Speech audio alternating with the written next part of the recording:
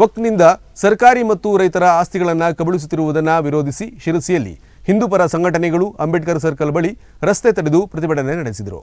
ವಕ್ಫ್ ಅಕ್ರಮ ಆಸ್ತಿ ಕಬಳಿಕೆ ವಿರುದ್ಧ ಶಿರಸಿಯಲ್ಲಿ ಹಿಂದೂಪರ ಸಂಘಟನೆಗಳು ರಸ್ತೆ ತಡೆದು ಪ್ರತಿಭಟನೆ ನಡೆಸಿದವು. ವಕ್ಫ್ನಿಂದ ರೈತರ ಜಮೀನು, ಮಠ ಮಂದಿರಗಳ ಆಸ್ತಿ, ಹಿಂದೂ ರುದ್ರಭೂಮಿ ಮತ್ತು ಸರ್ಕಾರಿ ಜಮೀನುಗಳನ್ನು ಕಬಳಿಸಿದ್ದನ್ನು ವಿರೋಧಿಸಿ ಬೃಹತ್ ಪ್ರತಿಭಟನೆಯನ್ನು ನಡೆಸಲಾಯಿತು. ವಿಶ್ವ ಹಿಂದೂ ಪರಿಷತ್ ಮತ್ತು ಬಜರಂಗ್ ದಳದ ವತಿಯಿಂದ 5 ರಸ್ತೆಯಲ್ಲಿ ಬೃಹತ್ ಮಾನವ ಸರಪಳಿ ರಚಿಸಿ ರಸ್ತೆ ತಡೆದು ವಕ್ಫ್ ವಿರುದ್ಧ ಘೋಷಣೆಗಳನ್ನು ಕೂಗಿದ್ರು. ನಾವೆಲ್ಲ ಸೇರಿದ್ರೆ ಮಾತ್ರ ಯಾವತ್ತೂ ಒಗ್ಗಟ್ಟಿನಲ್ಲಿ ಬಲವಿದೆ.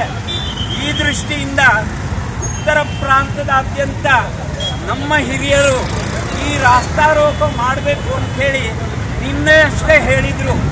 ಹಾಗಾಗಿ ಇವತ್ತು ನಾವು ಕೆಲ ಜನರನ್ನು ಸೇರಿಸಿ ಈ ರೀತಿ ಪ್ರತಿಭಟನೆ ಮಾಡ್ತಾ ಇದ್ದೇವೆ. ಸರ್ಕಾರಿ ಆದೇಶ ಅಂತ ಹೇಳ್ತಾರೆ. ಇವರು ಸರ್ಕಾರಿ ಅಧಿಕಾರಿಗಳು ಏನಾದರೂ ಹಿಂದೂಗಳ ಜಮೀನು ಹಾಳಾದರೆ ಏನೂ ಆಲೋಚನೆ ಮಾಡೋದಿಲ್ಲ. ಅವರಿಗೆ ಇವತ್ತು ತಮ್ಮ ಡ್ಯೂಟಿ ಸರಿಯಾಗಿ ಮಾಡಬೇಕು ಅಂಥೇಳಿ ಒಂದು ಆಲೋಚನೆ ಮಾಡಿ ರಸ್ತೆ ತಡೆ ಮಾಡಿದ್ದರಿಂದ ಕೆಲ ಕಾಲ ವಾಹನ ಸಂಚಾರಕ್ಕೆ ಅಡಚಣೆ ಉಂಟಾಯಿತು. ಈ ವೇಳೆ ಪೊಲೀಸರು ಮತ್ತು ಹಿಂದೂ ಸಂಘಟನೆ ನಾಯಕರ ನಡುವೆ ಮಾತಿನ ಚಕಮಕಿ ಕೂಡ ನಡೆಯಿತು. ಬಳಿಕ ಮೆರವಣಿಗೆಯೊಂದಿಗೆ ಬಂದು ಸಹಾಯಕ ಆಯುಕ್ತೆ ಕೆವಿ ಕಾವ್ಯರಾಣಿ ಅವರಿಗೆ ಮನವಿಯನ್ನ ಸಲ್ಲಿಸಿದರು. ಈ ವೇಳೆ ಅಪಾರ ಸಂಖ್ಯೆಯಲ್ಲಿ ಹಿಂದೂಪರ ಸಂಘಟನೆಗಳ ಮುಖಂಡರು ಮತ್ತು ಕಾರ್ಯಕರ್ತರು ಉಪಸ್ಥಿತರಿದ್ದರು.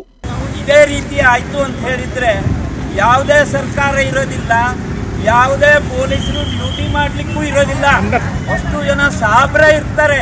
ಹಾಗಾಗಿ ಎಲ್ಲರೂ ಆಲೋಚನೆ ಮಾಡಿ ಹಿಂದೂ ಜಾಗೃತಿ ಆಗಬೇಕು, ಈ ದೇಶ ಒಂದಾಗಬೇಕು, ಪ್ರತಿಯೊಬ್ಬರಲ್ಲಿ ಸಾಮಾಜಿಕ ಸಾಮರಸ್ಯ ಬರಬೇಕು.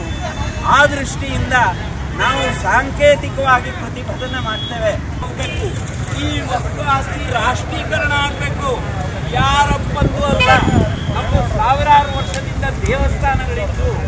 ಆ ದೇವಸ್ಥಾನಗಳಿತ್ತು ವಕ್ಫಂತೆ 1500 ವರ್ಷ ಹಿಂದಿನ ದೇವಸ್ಥಾನ, ಇಲ್ಲಿ 600-700 ವರ್ಷ ಆಗಿ ಅದು ಈ ಒಂದು ಸಮಾಜ. Nudisiri news desk, Sirsi.